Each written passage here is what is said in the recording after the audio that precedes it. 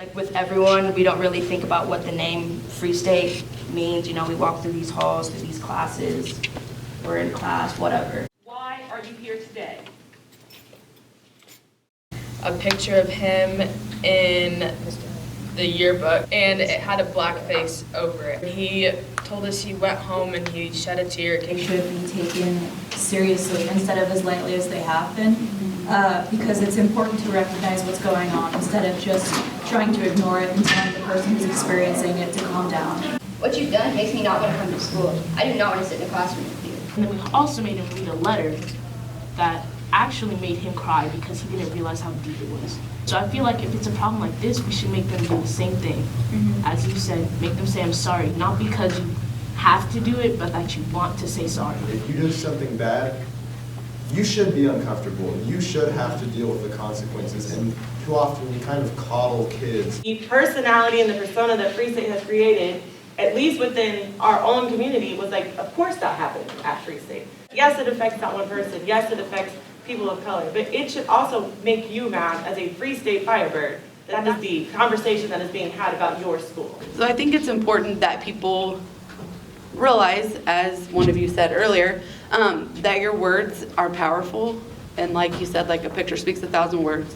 When we see bullying that's occurring, or when we see like these racial incidents that have been happening and it's uploaded through social media creates that disconnect with students.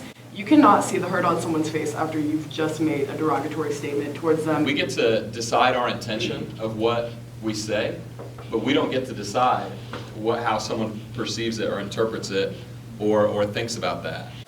We all can go through our day and be like, this happened to me, this happened to me, this happened to me. You know, I think it's more like, think in someone else's shoes. Even from a young age, if you've had the talk from your parents, if you're black, they tell you you got to work 2 times as hard.